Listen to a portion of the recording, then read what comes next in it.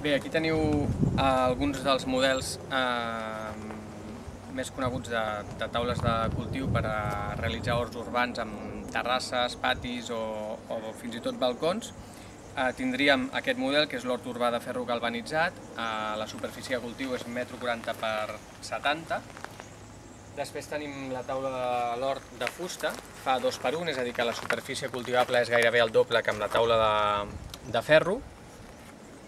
I després per balcons o jardins molt petits doncs tenim també l'opció de posar una taula a Leopoldo. Són molt lleugeres, però la superfície de cultiu, com que té 2 pisos, doncs és bastant gran també. Venen amb rodes, per tant són bastant còmodes de fer servir. El substrat que fem servir en aquest tipus de taules normalment ens interessa que sigui un substrat esponjós perquè la planta es desenvolupi el més ràpidament possible i perquè alhora retingui la humitat, amb la qual hem de regar menys. Normalment fem servir o una barreja de fibra de coco amb humus de llombriu, amb vermicompost, o si no, podem fer servir també torba.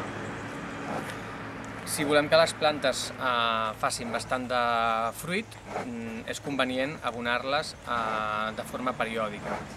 I en aquest tipus de taules interessa fer un tipus d'agricultura ecològica, per tant adobarem sempre amb adobs orgànics, com pot ser, per exemple, el guano en pols de Compo per a horta, o per exemple aquest altre tipus d'adob, en aquest cas líquid, que és el Vacuumous Eco.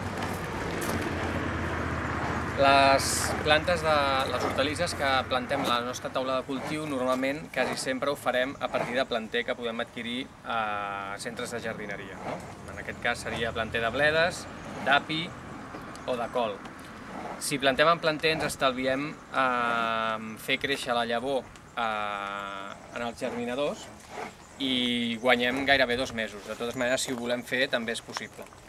Hem de fer servir un tipus de germinadors com aquest, plantar una proporció amb un substrat bob a base de turba i fibra de coco amb cada germinador, tapar-ho perquè la llavor per germinar necessita una humitat ambiental constant i penseu que més o menys el temps de trasplantament, fins al trasplantament a la taula definitiu, és d'uns 2 mesos. El planter que podem fer servir durant els mesos d'hivern són bàsicament, el més recomanat són cols i bledes i enciams, perquè són els cultius que podem anar traient fulles sense fer malbé la planta i anar aprofitant per fer amanides o per fer verdura. També podem plantar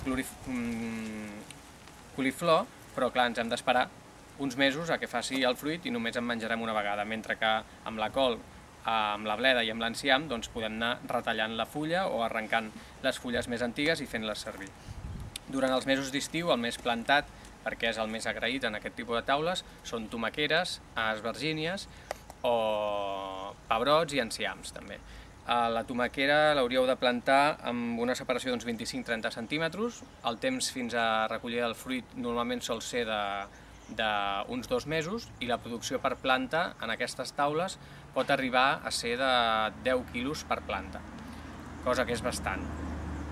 Per forçar que fructifiqui bastant, que doni molta producció, doncs és convenient el que dèiem abans, abonar periòdicament amb abonos orgànics.